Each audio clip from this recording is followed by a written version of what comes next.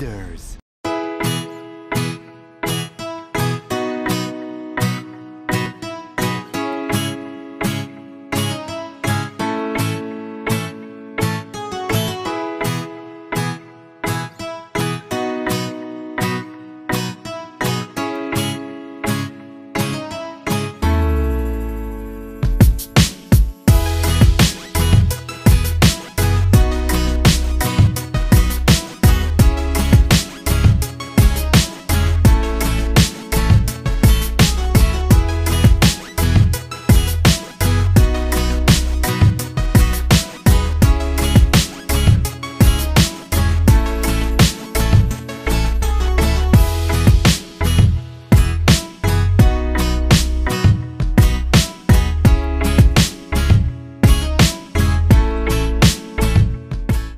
Projet porté par l'Union européenne, financé par l'Union européenne pour les régions intérieures. Soutenir le développement local, l'employabilité, la formation professionnelle et mettre en avant le potentiel économique formidable de ces régions.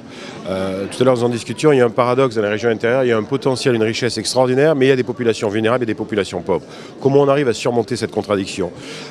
Il n'y a plus le temps d'hésiter, il n'y a plus le temps d'avoir peur, il ne faut pas douter de ce qui se passe en Tunisie. Ce qui se passe en Tunisie, c'est fondamental. C'est pour ça que l'Union européenne s'engage et continue de s'engager massivement aux côtés du gouvernement de Youssef Chahed. Ce matin, sur ce projet en particulier, c'est 20 millions d'euros, mais au total, cette année, pour les régions intérieures, si je cumule tous les programmes de coopération que j'ai sur les thématiques, encore une fois, de développement local, durable, employabilité des jeunes, on monte à presque 1 milliard de dinars pour les régions intérieures. Donc ça faisait partie des premiers engagements que j'avais pris en arrivant ici, il y a plus d'un an en Tunisie, en tant qu'ambassadeur de l'Union européenne.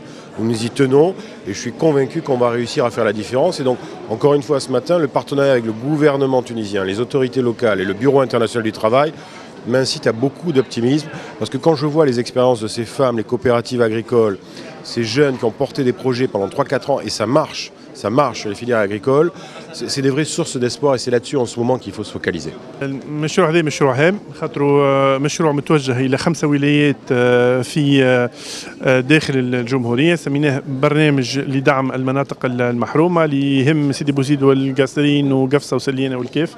مشروع هام على خاطر هو مشروع يسمح بدعم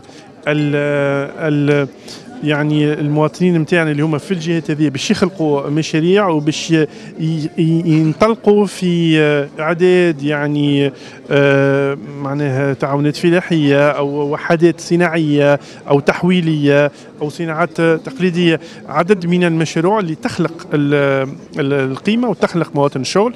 تقريبا خلقنا 2000 موطن شغل بتمويلات تقدر بحوالي 15 مليون دينار، واللي تم هذايا اسمح بأنه نخرجوا برشا قرى وبرشا تجمعات سكنية من حالة الإقصاء والتهميش الاجتماعي، ونعطيهم موارد رزق دائمة وقارة اللي تسمح لهم باش يعيشوا بكرامة، وهدايا هدف الثورة. دونك مشروع هام خاطر يتوجه إلى مناطق التنمية الجهوية، مشروع هام خاطر مشروع يسمح بأنه العائلات اللي عندنا غاديكا والمواطنين نتاعنا وبرشا نساء منهم يخلقوا موارد رزق قارة لهم، وأيضا يثمنوا الموارد نتاع الجهات نتاعهم. الحاجه الهامه هو انه ننطلقوا من تشخيص شنو هما الحاجات اللي نجموا نعملوهم في الجهات. عندنا حاجات في مثلا في علاقه ببعض الزراعات، الخضر، الغلال، في علاقه بتحويل بعض المنتجات كما الحليب، الالبان، الفرماج، فما حاجات في تربيه المواشي او غيره، واللي يعني تثمينها واعطاء الموارد والامكانيات وايضا التكوين والاحاطه بالعائلات اللي موجوده غاديكا وبالباعثين يسمح بخلق مواطن رزق قارة، وهذا هام وهام جدا، وهذا يلزم يتوسع الى جهات اخرى. Alors, Jed Boubaker, chef du projet clôturé appui aux zones défavorisées et du nouveau projet développement local intégré. Les deux projets sont financés par l'Union européenne, l'Ouleni avec un budget de 6,5 millions d'euros. بداية 2012 وفي 2017 دخل في 5 ولايات: الكيف، سليانة، سيدي بوزيد، القصرين وقفص. جديد ب 9 مليون اورو فينانسي كيف من اليونيون اوروبيين، باش يدخل في 12 بلدية محظى حديثا في 4 ولايات اللي هما جندوبة، القصرين وقفصة وتطاوين. الجديد علاش؟ الجديد جاء مبني على تقييم ما تم انجازه في البروجي تاع دعم المناطق المحرومه، دونك ابيوزون ديفافوريزي.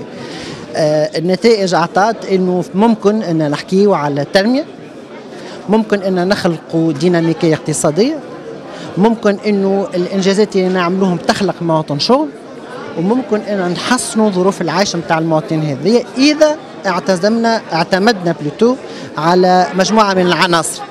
العنصر الاولاني تثمين كل ما هو موجود من المواد الموجوده ناتوريل الموجوده في لي ريجيون هيكوما، كو سو سوا لي سبستانس اوتيل، كو سو سوا لي برودوي اغريكول، كرياسيون اي فورماسيون تكنيك بالعباد، لكن مش تكون وتعطيه الامكانيات بركه، لكن تعطيه زاده المعدات نتاع الانتاج، تعطيه لي لوكو ادابتي كونفورم بالنسبه لي بروسيدور دو تو سكي اسبي سانيتير.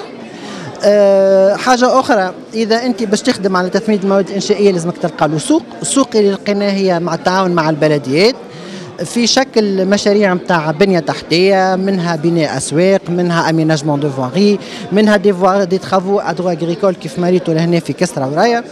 هذه هي جلوبالمون لي انترفونسيون كو سوا في البروجي الاولاني ولا في البروجي الثاني.